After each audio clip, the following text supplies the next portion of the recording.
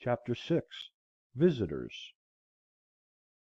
I think that I love society as much as most, and am ready enough to fasten myself like a bloodsucker, for the time, to any full blooded man that comes in my way. I am naturally no hermit, but might possibly sit out the sturdiest frequenter of the bar room, if my business called me thither. I had three chairs in my house, one for solitude, two for friendship, three for society. When visitors came in larger and unexpected numbers, there was but the third chair for them all, but they generally economized the room by standing up. It is surprising how many great men and women a small house will contain. I have had 25 or 30 souls, with their bodies, at once under my roof, and yet we often parted without being aware that we had come very near to one another. Many of our houses, both public and private, with their almost innumerable apartments, their huge halls, and their cellars for the storage of wines and other munitions of peace, appear to be extravagantly large for their inhabitants. They are so vast and magnificent that the latter seem to be only vermin which infest them. I am surprised when the herald blows his summons before some Tremont or Astor or Middlesex house, to see some creeping out over the piazza for all inhabitants a ridiculous mouse, which soon again slinks into some hole in the pavement. One inconvenience I sometimes experienced in so small a house, the difficulty of getting to a sufficient distance from my guest when we began to utter the big thoughts in big words. You want room for your thoughts to get into sailing trim, and run a course or two before they make their port. The bullet of your thought must have overcome its lateral and ricochet motion, and fallen into its last and steady course before it reaches the ear of the hearer, else it may plough out again through the side of his head. Also, our sentences wanted room to unfold and form their columns in the interval. Individuals, like nations, must have suitable broad and natural boundaries, even a considerable neutral ground between them. I have found it a singular luxury to talk across the pond to a companion on the opposite side. In my house we were so near that we could not begin to hear. We could not speak low enough to be heard, as when you throw two stones into calm water so near that they break each other's undulations. If we are merely loquacious and loud talkers, then we can afford to stand very near together, cheek by jowl, and feel each other's breath; but if we speak reservedly and thoughtfully, we want to be farther apart, that all animal heat and moisture may have a chance to evaporate. If we would enjoy the most intimate society with that in each of us which is without or above being spoken to, we must not only be silent, but commonly so far apart bodily that we cannot possibly hear each other's voice in any case. Referred to this standard, speech is for the convenience of those who are hard of hearing, but there are many fine things which we cannot say if we have to shout. As the conversation began to assume a loftier and grander tone, we gradually shoved our chairs farther apart, till they touched the wall in opposite corners, and then commonly there was not room enough. My best room, however, my withdrawing room, always ready for company, on whose carpet the sun rarely fell, was the pine wood behind my house. Thither in summer days, when distinguished guests came, I took them, and a priceless domestic swept the floor and dusted the furniture, and kept the things in order. If one guest came, he sometimes partook of my frugal meal, and it was no interruption to conversation to be stirring a hasty pudding, or watching the rising and maturing of a loaf of bread in the ashes, in the meanwhile. But if 20 came and sat in my house, there was nothing said about dinner, though there might be bread enough for two, more than if eating were a forsaken habit. But we naturally practised abstinence, and this was never felt to be an offence against hospitality, but the most proper and considerate course. The waste and decay of physical life, which so often needs repair, seemed miraculously retarded in such a case, and the vital vigor stood its ground. I could entertain thus 1,000 as well as 20, and if any ever went away disappointed or hungry from my house when they found me at home, they may depend upon it that I sympathized with them at least. So easy is it, though many housekeepers doubt it, to establish new and better customs in the place of the old. You need not rest your reputation on the dinners you give. For my own part, I was never so effectually deterred from frequenting a man's house by any kind of Cerberus whatever, as by the parade one made about dining me, which I took to be a very polite and roundabout hint never to trouble him so again. I think I shall never revisit those scenes. I should be proud to have for the motto of my cabin those lines of Spenser which one of my visitors inscribed on a yellow walnut leaf for a card. Arrived there, the little house they fill. We look for entertainment where none was. Rest is their feast, and all things at their will. The noblest mind the best contentment has. When Winslow, afterward governor of the Plymouth colony, went with a companion on a visit of ceremony to Massasoit on foot through the woods, and arrived tired and hungry at his lodge, they were well received by the king, but nothing was said about eating that day. When the night arrived, to quote their own words, he laid us on the bed with himself and his wife, they at one end and we at the other, it being only planks laid a foot from the ground and a thin mat upon them.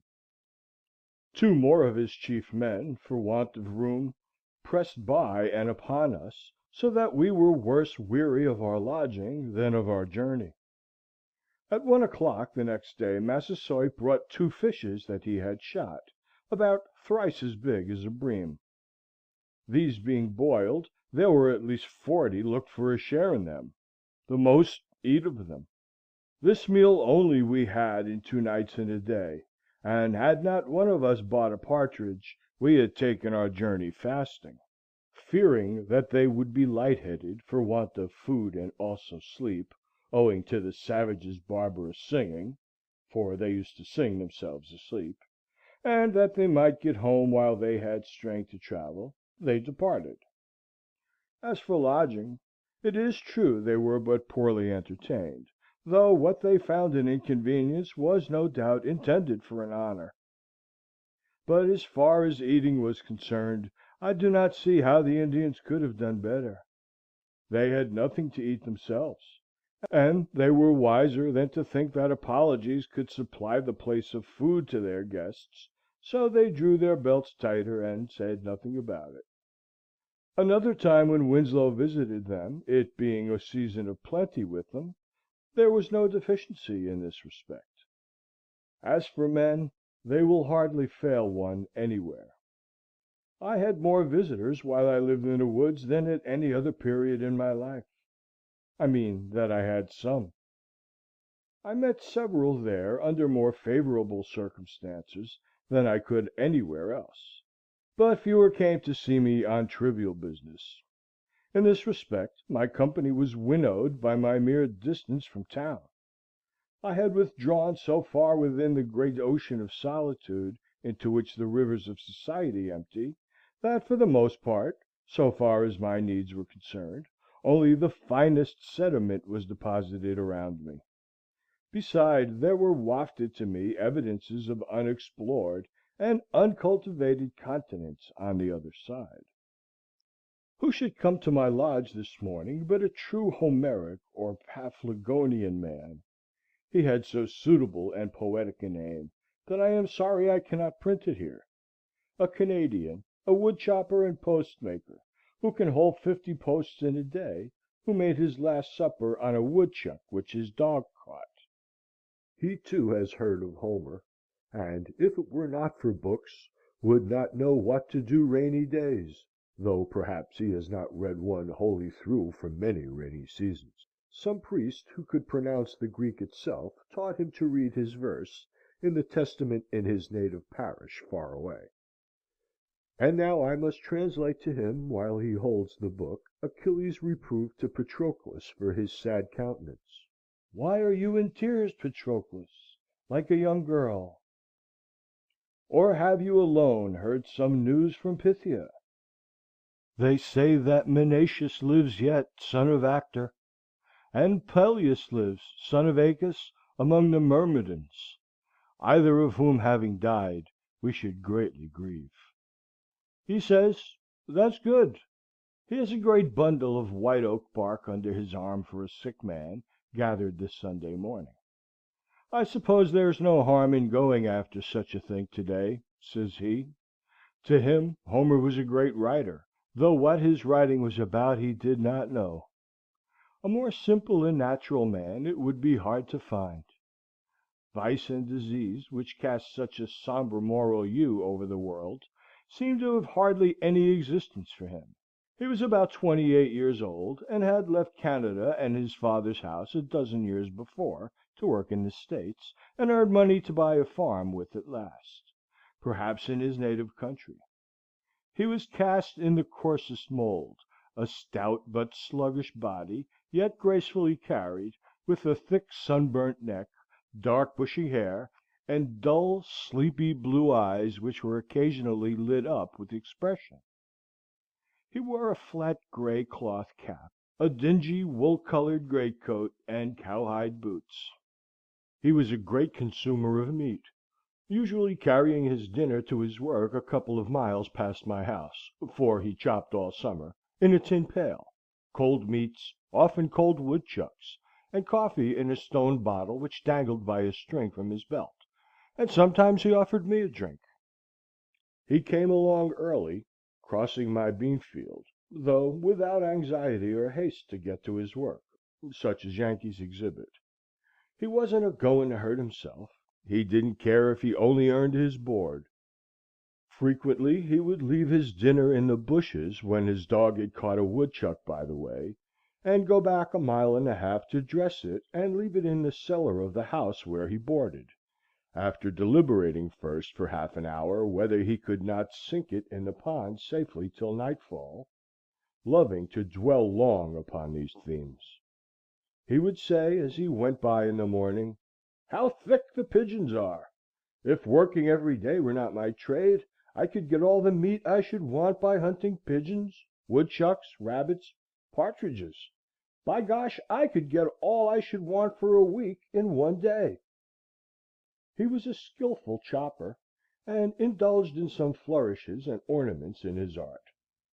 He cut his trees level and close to the ground, that the sprouts which came up afterward might be more vigorous, and a sled might slide over the stumps; and instead of leaving a whole tree to support his corded wood, he would pare it away to a slender stake or splinter, which you could break off with your hand at last.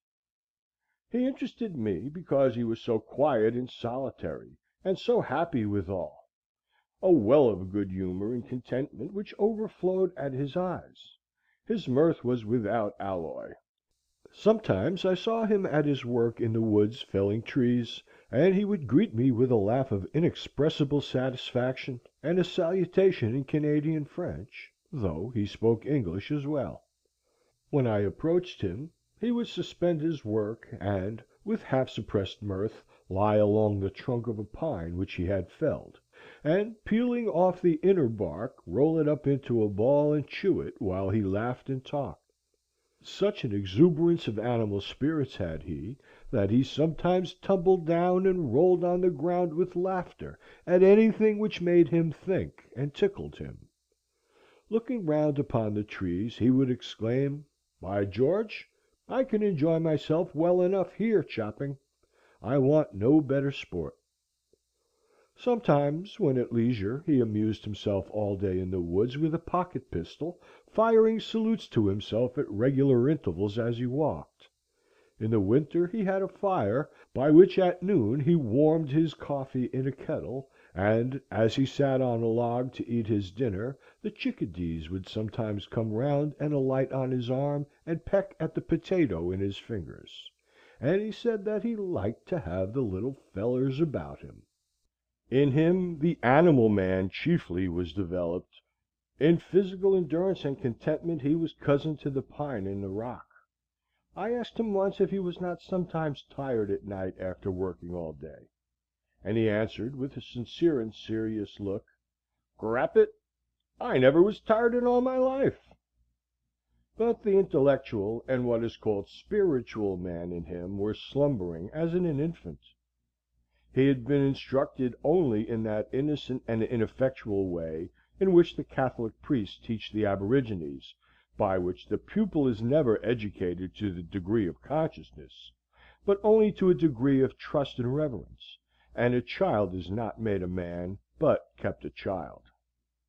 When Nature made him, she gave him a strong body and contentment for his portion, and propped him on every side with reverence and reliance, that he might live out his 80 a child. He was so genuine and unsophisticated that no introduction would serve to introduce him, more than if you introduced a woodchuck to your neighbor. He had got to find him out as you did. He would not play any part. Men paid him wages for work, and so helped to feed and clothe him, but he never exchanged opinions with them. He was so simply and naturally humble, if he can be called humble who never aspires, that humility was no distinct quality in him, nor could he conceive of it. Wiser men were demigods to him.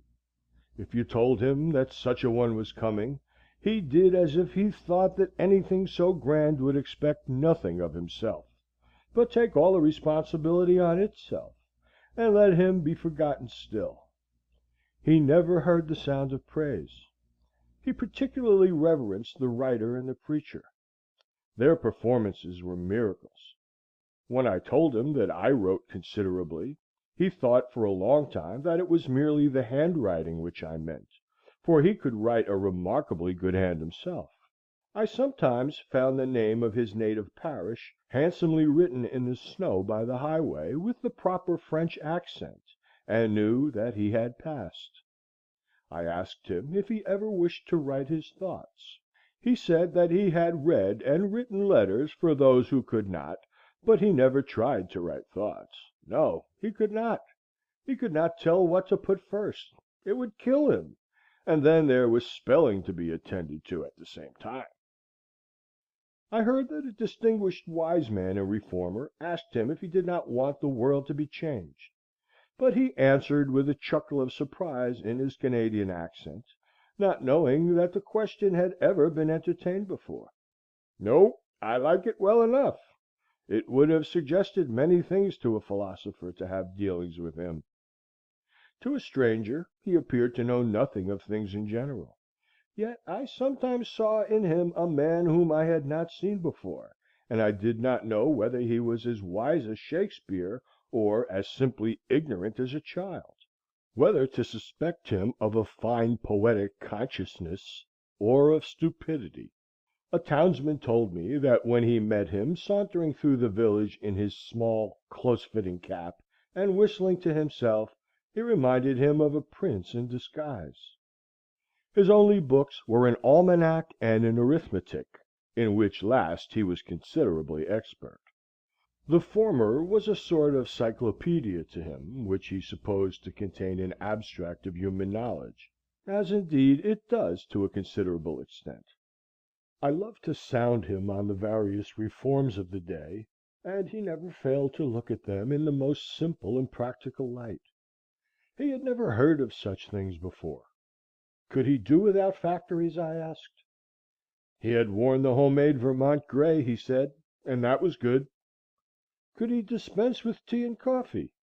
Did this country afford any beverage beside water? He had soaked hemlock leaves in water and drank it, and thought that was better than water in warm weather. When I asked him if he could do without money, he showed the convenience of money in such a way as to suggest and coincide with the most philosophical accounts of the origin of this institution, and the very derivation of the word pecunia. If an ox were his property, and he wished to get needles and thread at the store, he thought it would be inconvenient and impossible soon to go on mortgaging some portion of the creature each time to that amount. He could defend many institutions better than any philosopher, because in describing them as they concerned him, he gave the true reason for their prevalence, and speculation had not suggested to him any other. At another time, hearing Plato's definition of a man, a biped without feathers, and that one exhibited a cock plucked and called it Plato's man, he thought it an important difference that the knees bent the wrong way. He would sometimes exclaim, "How I love to talk! By George, I could talk all day!" I asked him once, when I had not seen him for many months, if he had got a new idea this summer. "Good Lord!" said he, "a man that has to work as I do, if he does not forget the ideas he has had, he will do well. Maybe the man you hoe with is inclined to race. Then, by gorry, your mind must be there. You think of weeds." He would sometimes ask me first on such occasions if I had made any improvement. One winter day I asked him if he was always satisfied with himself, wishing to suggest a substitute within him for the priest without, and some higher motive for living. "Satisfied!" said he. "Some men are satisfied with one thing, and some with another. One man, perhaps, if he has got enough, will be satisfied to sit all day with his back to the fire and his belly to the table, by George!" Yet I never by any maneuvering could get him to take the spiritual view of things. The highest that he appeared to conceive of was a simple expediency, such as you might expect an animal to appreciate. And this, practically, is true of most men. If I suggested any improvement in his mode of life, he merely answered, without expressing any regret, that it was too late. Yet he thoroughly believed in honesty and the like virtues. There was a certain positive originality, however slight, to be detected in him, and I occasionally observed that he was thinking for himself and expressing his own opinion, a phenomenon so rare that I would any day walk 10 miles to observe it, and it amounted to the reorigination of many of the institutions of society. Though he hesitated, and perhaps failed to express himself distinctly, he always had a presentable thought behind; yet his thinking was so primitive and immersed in his animal life, that, though more promising than a merely learned man's, it rarely ripened to anything which can be reported. He suggested that there might be men of genius in the lowest grades of life, however permanently humble and illiterate, who take their own view always, or do not pretend to see at all; who are as bottomless even as Walden Pond was thought to be, though they may be dark and muddy. Many a traveller came out of his way to see me and the inside of my house, and, as an excuse for calling, asked for a glass of water. I told them that I drank at the pond, and pointed thither, offering to lend them a dipper. Far off as I lived, I was not exempted from the annual visitation which occurs, methinks, about the 1st of April, when everybody is on the move; and I had my share of good luck, though there were some curious specimens among my visitors.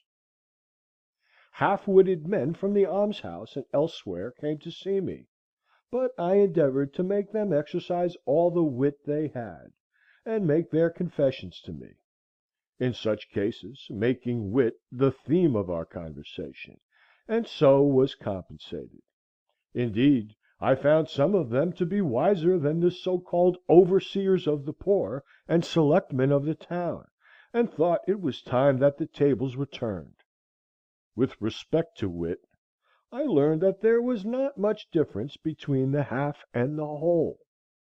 One day in particular, an inoffensive, simple–minded pauper, whom with others I had often seen used as fencing stuff, standing or sitting on a bushel in the fields to keep cattle and himself from straying, visited me, and expressed a wish to live as I did.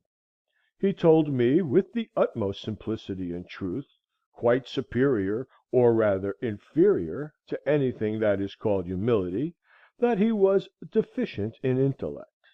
These were his words. The Lord had made him so, yet he supposed the Lord cared as much for him as for another. "I have always been so," said he. "From my childhood I never had much mind. I was not like other children. I am weak in the head. It was the Lord's will, I suppose." And there he was to prove the truth of his words. He was a metaphysical puzzle to me. I have rarely met a fellow man on such promising ground. It was so simple and sincere, and so true, all that he said. And true enough, in proportion as he appeared to humble himself, was he exalted. I did not know at first, but it was the result of a wise policy. It seemed that from such a basis of truth and frankness as the poor weak headed pauper had laid, our intercourse might go forward to something better than the intercourse of sages. I had some guests from those not reckoned commonly among the town's poor, but who should be, who are among the world's poor; at any rate, guests who appeal, not to your hospitality, but to your hospitalality, who earnestly wish to be helped, and preface their appeal with the information that they are resolved, for one thing, never to help themselves. I require of a visitor that he be not actually starving, though he may have the very best appetite in the world, however he got it. Objects of charity are not guests. Men who did not know when their visit had terminated, though I went about my business again, answering them from greater and greater remoteness. Men of almost every degree of wit called on me in the migrating season. Some who had more wits than they knew what to do with. Runaway slaves with plantation manners, who listened from time to time, like the fox in the fable, as if they heard the hounds a baying on their track, and looked at me beseechingly, as much as to say, "O Christian, will you send me back?" One real runaway slave among the rest, whom I helped to forward toward the North Star. Men of one idea, like a hen with one chicken, and that a duckling; men of 1,000 ideas, and unkempt heads, like those hens which are made to take charge of 100 chickens, all in pursuit of one bug; a score of them lost in every morning's dew, and become frizzled and mangy in consequence; men of ideas instead of legs, a sort of intellectual centipede that made you crawl all over. One man proposed a book in which visitors should write their names, as at the White Mountains; but, alas! I have too good a memory to make that necessary. I could not but notice some of the peculiarities of my visitors. Girls and boys and young women generally seemed glad to be in the woods. They looked in the pond and at the flowers, and improved their time.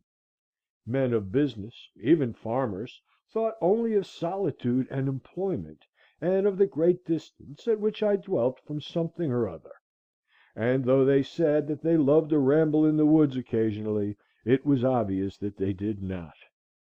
Restless, committed men, whose time was then taken up in getting a living or keeping it; ministers who spoke of God as if they enjoyed a monopoly of the subject, who could not bear all kinds of opinions; doctors, lawyers, uneasy housekeepers, who pried into my cupboard and bed when I was out. How came Mrs. to know that my sheets were not as clean as hers? Young men who had ceased to be young, and had concluded that it was safest to follow the beaten track of the professions. All these generally said that it was not possible to do so much good in my position. Ay, there is the rub. The old and infirm and the timid, of whatever age or sex, thought most of sickness, and sudden accident and death. To them life seemed full of danger. What danger is there if you don't think of any? And they thought that a prudent man would carefully select the safest position, where Dr. B might be on hand at a moment's warning. To them the village was literally a community, a league for mutual defence, and you would suppose that they would not go a huckleberrying without a medicine chest. The amount of it is, if a man is alive there is always danger that he may die. though the danger must be allowed to be less in proportion, as he is dead and alive to begin with. A man sits as many risks as he runs. Finally, there were the self‐styled reformers, the greatest bores of all, who thought that I was forever singing, "This is the house that I built. This is the man that lives in the house that I built." But they did not know that the third line was, "These are the folks that worry the man that lives in the house that I built." I did not fear the hen harriers, for I kept no chickens, but I feared the men harriers rather. I had more cheering visitors than the last. Children came a berrying, railroad men taking a Sunday morning walk in clean shirts, fishermen and hunters, poets and philosophers; in short, all honest pilgrims who came out to the woods for freedom's sake, and really left the village behind, I was ready to greet with, "Welcome, Englishmen! Welcome, Englishmen!" for I had had communication with that race. CHAPTER VII.